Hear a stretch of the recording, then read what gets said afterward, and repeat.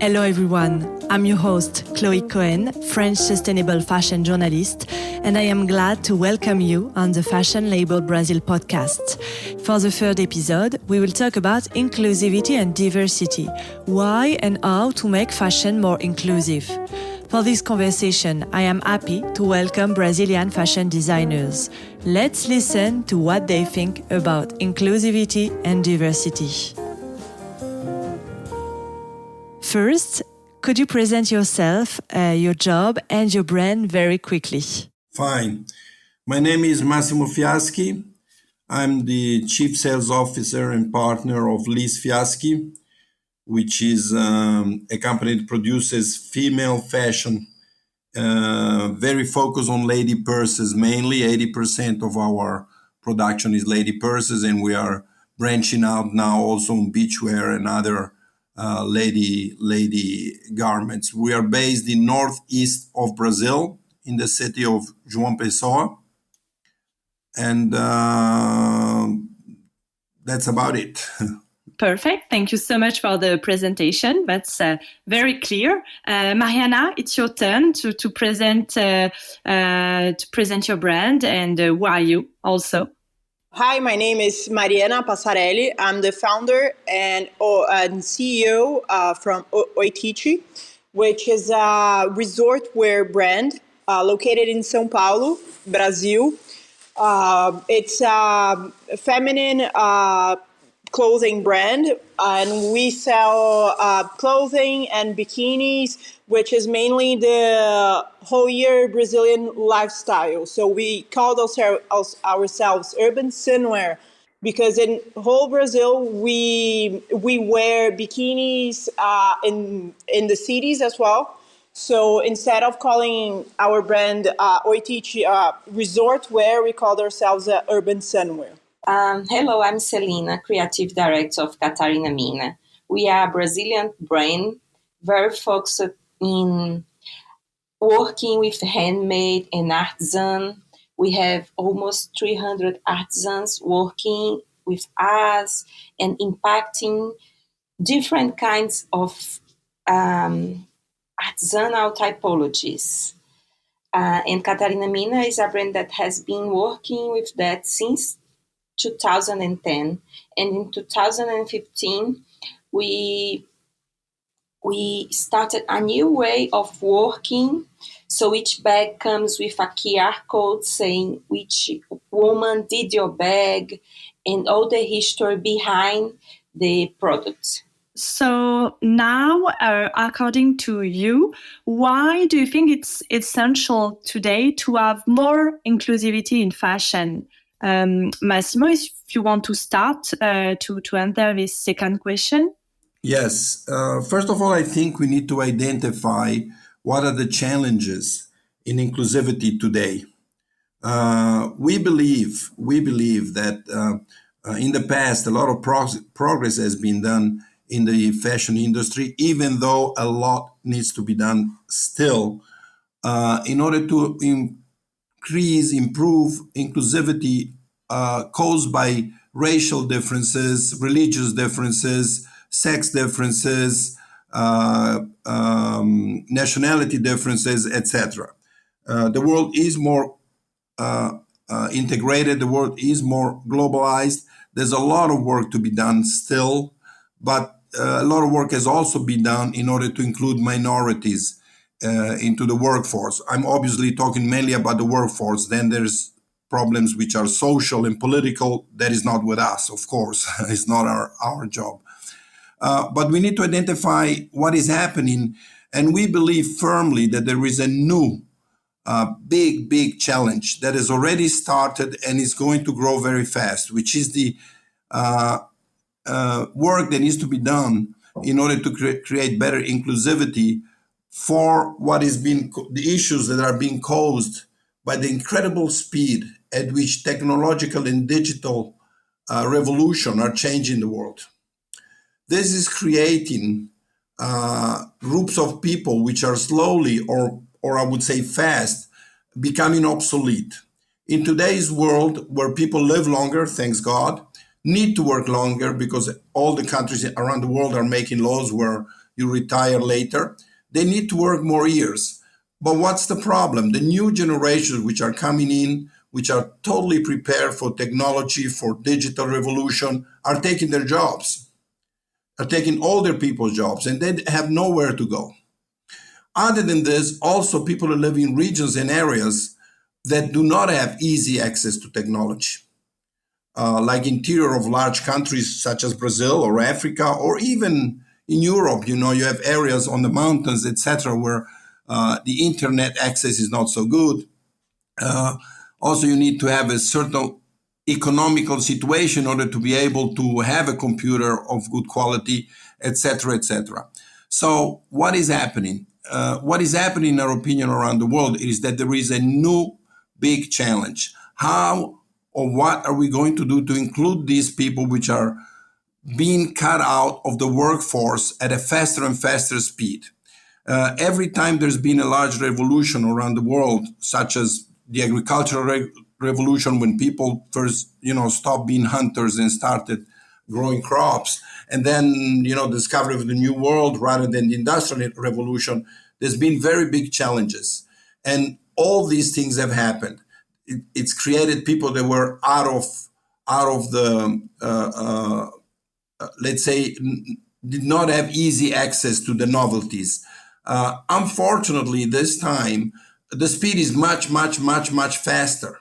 So people are becoming the workforce, some of the workforce is becoming obsolete very fast, and some of the workforce does not have access at all because of the region where they live, or because they lack the economical capabilities of buying a decent computer or a decent iPod or whatever is needed for the jobs that are available.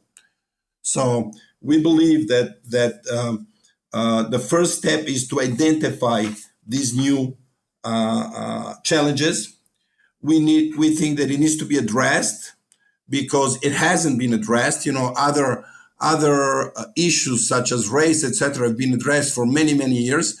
Still, a lot needs to be done to improve that. There's no doubt. But work is in progress as far as that inclusivity is concerned. There is no work in progress thinking of those people that are losing their jobs because they do not have the capabilities, and because they are 55 or 60 years old, they don't have the possibility of becoming digital, of learning the digital world. And it's terrible because you're at an age that what do? You cannot retire yet because, now every single country in the world, because of the longer life expectancy, is rising the age of retirement. What do? So that needs to be addressed. We believe that needs to be addressed. And Mariana, the same question for you. Why do you think it's essential today to have more inclusivity in fashion? So actually, in my opinion, what I understand about inclusivity is that you can work with inclusivity, meaning exclusivity. So Oitici is mainly a luxury brand. So for us, it's highly important that our product is exclusive. So for us, working with inclusivity, so going to different places in Brazil that it's not everyone that has access to those places. It's mainly including those people in our work, working together with them in each of our collection.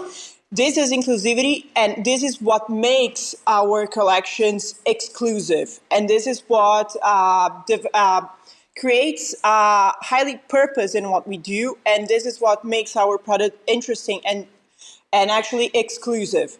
So what we mainly do working with inclusivity is that, for example, you can clearly see this in our last summer collection, which was in the north region of Brazil. So how do we do inclusivity in our work?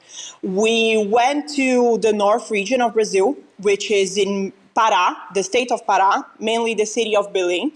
So we hired a designer from this region. We talked to her saying, let's develop the patterns that remind you of the place and what do you think about the region? What do you think people that's not from this region, how they will see and how they will feel this region through your patterns? So this was really amazing, and she developed a beautiful collection.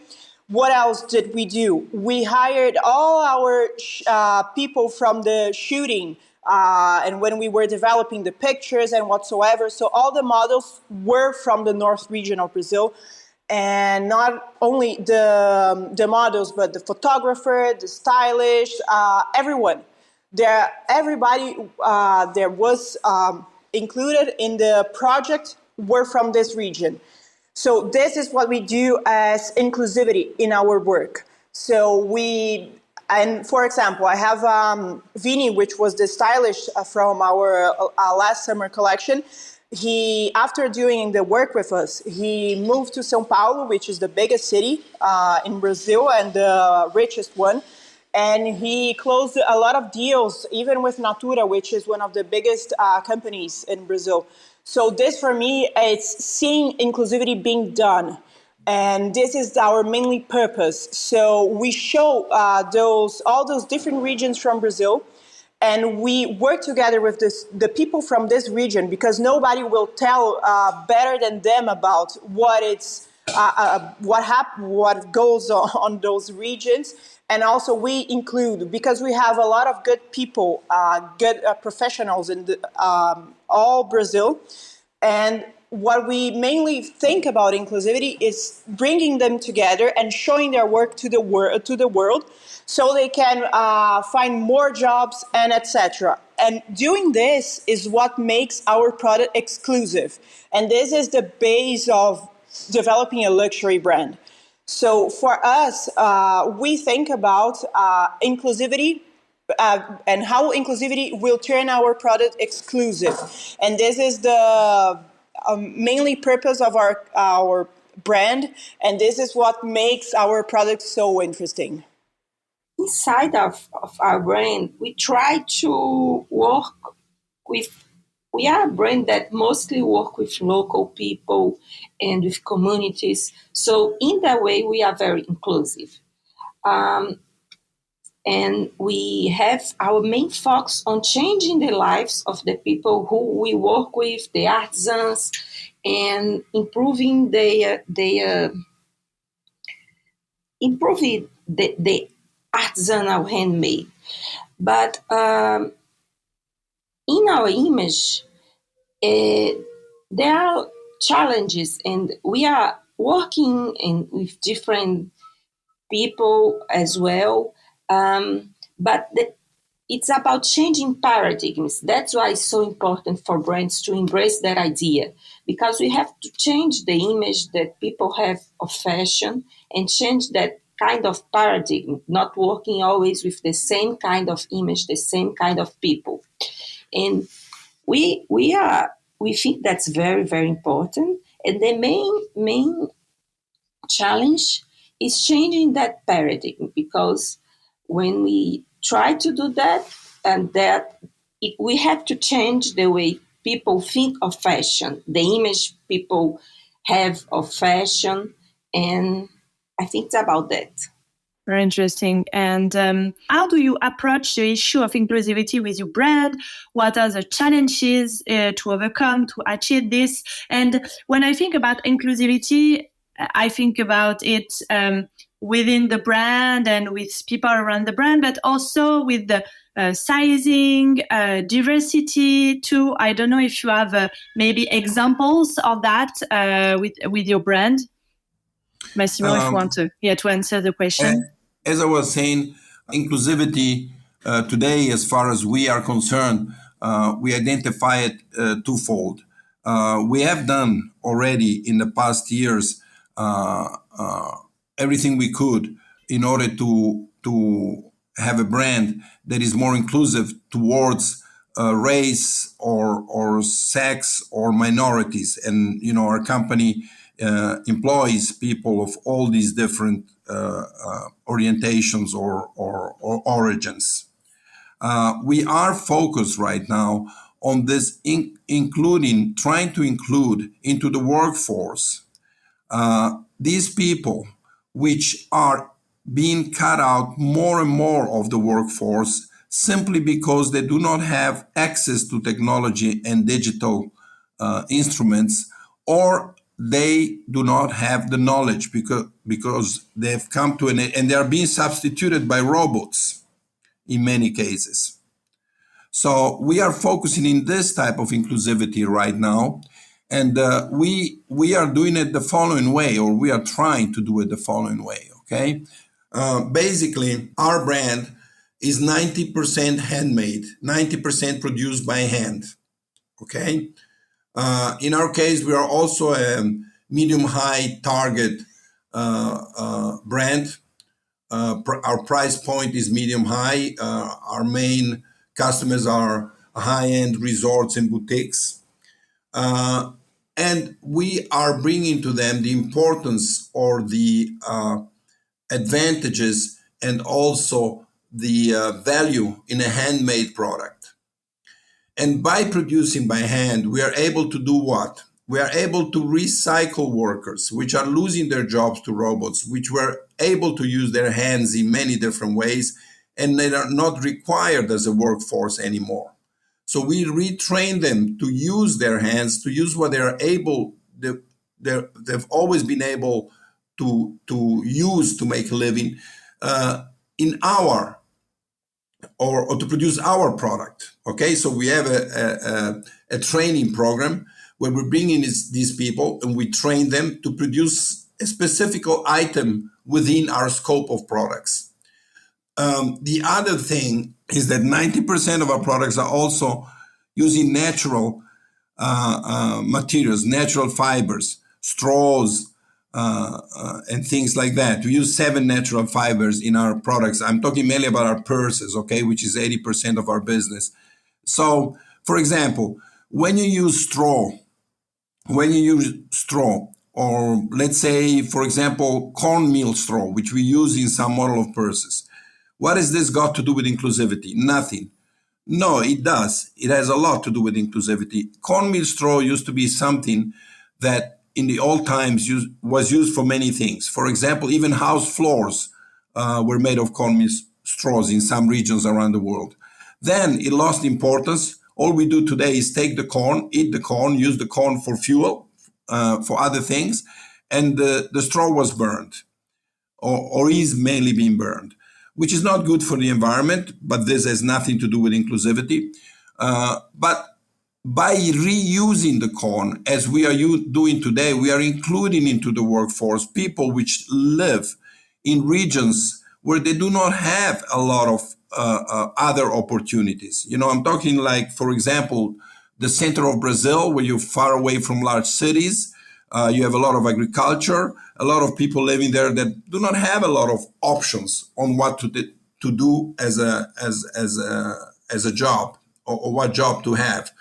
And agriculture is a seasonal business. You know, there are certain months of the year where you have a lot of work, and there's a certain amount of the year where you do not have work. By reutilizing something like cornmeal straw, for example, to make purses, we're giving these people a chance of having a job, of rejoining the working force in a more qualified way, because we train them, we teach them a job. So I know that ours is a little unusual way of talking about inclusivity and looking at inclusivity. That is for a very simple reason. We've been identifying a new problem with inclusivity that is growing very, very, very fast around the world. As of today, we all know, and we all have been working towards trying to improve inclusivity as far as other issues are concerned. I will repeat: race, sex, minorities, religion, etc. A lot of work needs to be done towards that still, but I do feel that the fashion industry is not the worst one as far as that is concerned. It's done more steps forwards for this type of inclusivity than many other industries. Not perfect, far from being perfect, but it has done steps forward. Very few people are looking at what are the new challenges of inclusivity. And we have identified this new challenge. We see continuously people losing their job and not being able to recycle themselves to young people coming out of school, coming out of university, because the change is so different. When I was young, and I came out of university, my capabilities compared to a person of 50 or 60 years were a little more up to date, but not completely different. Today, they are. Somebody that is 60 today sometimes does not even know how to use properly a tablet. Where you have, my kid is 16, and I use a computer every day for work, but she uses it 10 times better than I do, simply because it's her generation. So I'm obsolete to my own kid. And that makes me think, what can I do to help these people?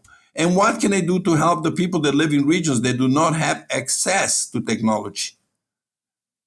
This is creating a big divide around the world, one of the biggest ever, one of the largest ever. If you think that our kids go to school at 6 years of age, they're using a computer, and a young kid in Africa, not a young kid, an adult in Africa does not have access to a computer or to proper internet yet. So that is a huge challenge that the world is facing, and that it needs to start considering.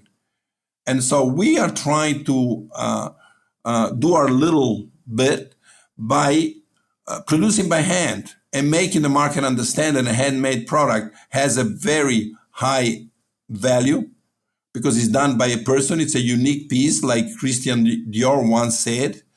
And we're trying to transform our artisans into little artists rather than artisans by teaching them in detail how to produce something.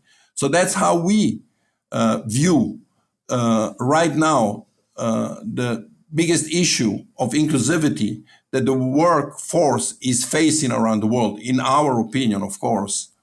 Oh, it's a very interesting approach of inclusivity, really, really interesting. And maybe, Mariana, I have one more question for you. You explained how you approach this issue with your brand, but I was wondering also your brand about bikinis that you said in the introduction, and I was wondering if you approach also inclusivity regarding your clients, for example, about the size of your clothes.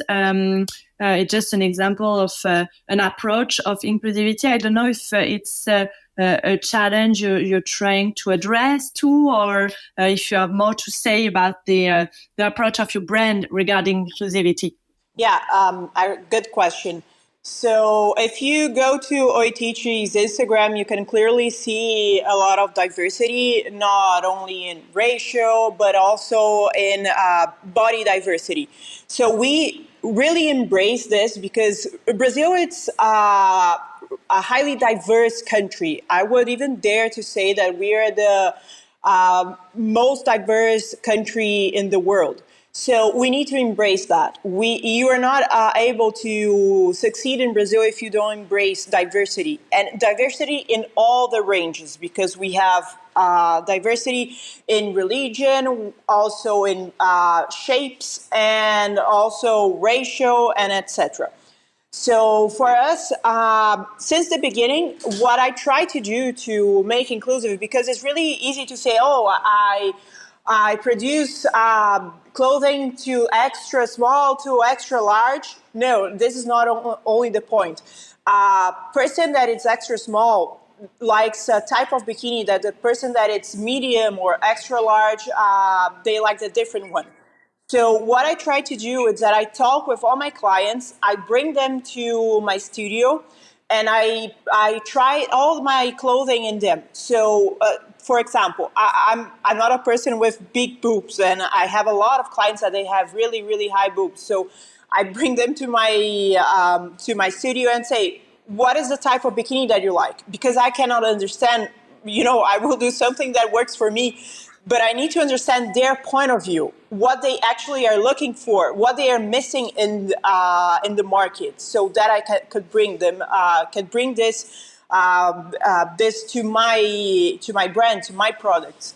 So this is really interesting because you are trying the clothing that you are developing with people that they don't really understand about fashion and the creation of the product, but they are the final customers.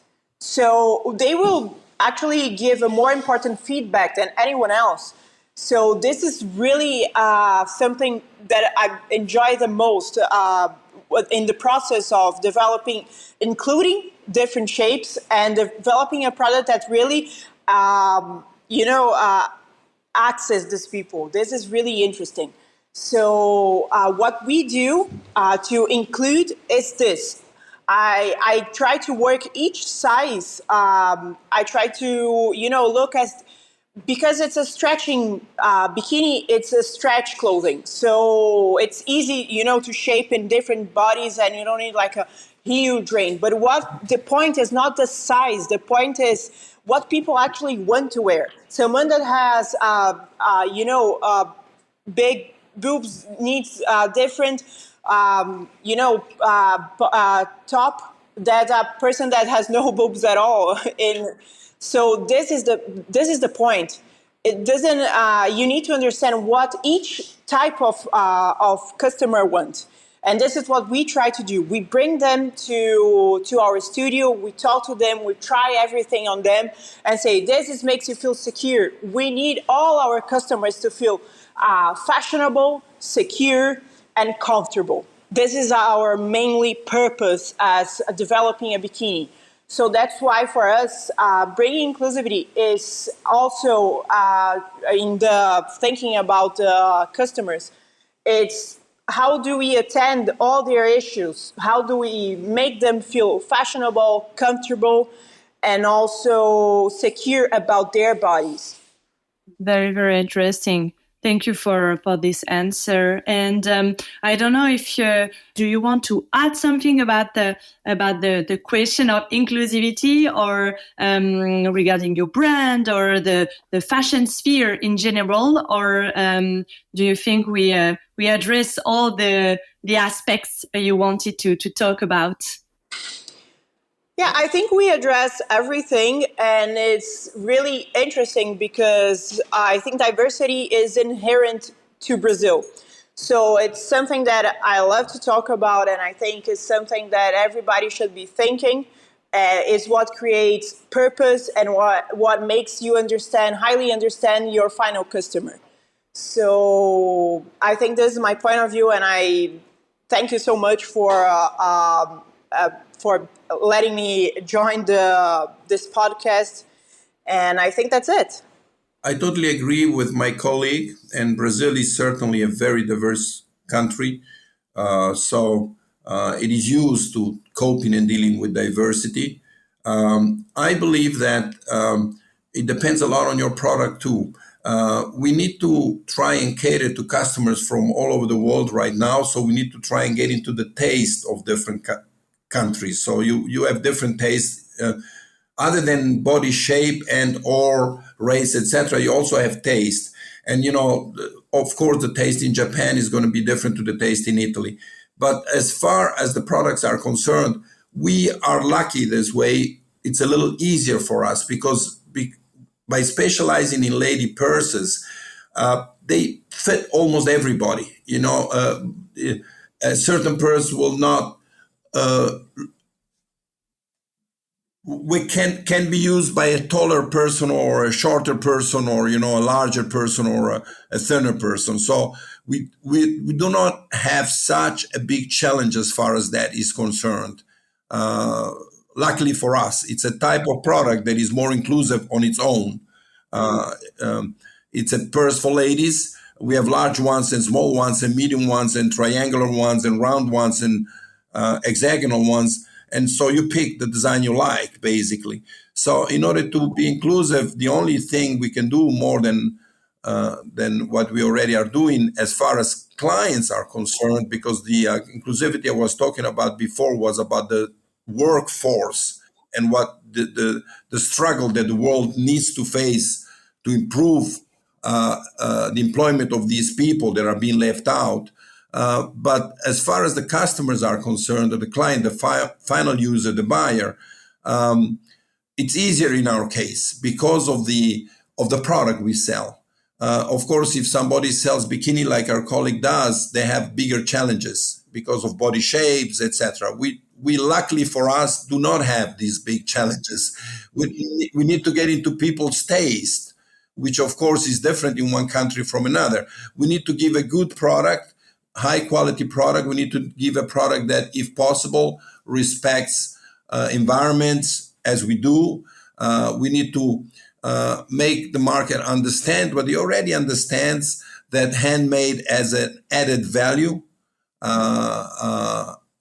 But that's as far as it goes, as far as our product is concerned. We do not have to worry so much about other characteristics of the buyer because they do not influence our product. A larger person can use a small bag if she's using it at night, and a large bag if she's going to the beach.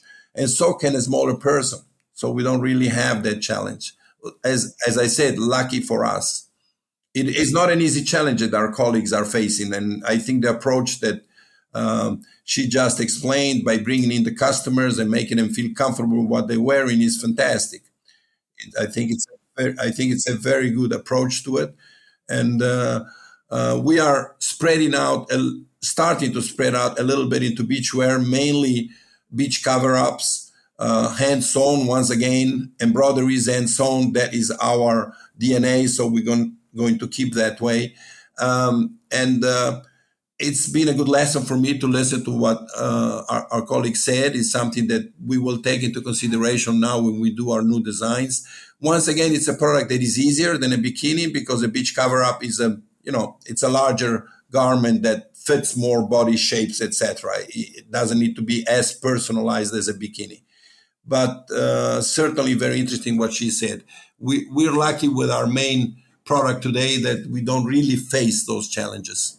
I think it's very important that we do think about that and we work on that so we can include different kinds of thinking, different kinds of bodies, different kinds of colors of skin.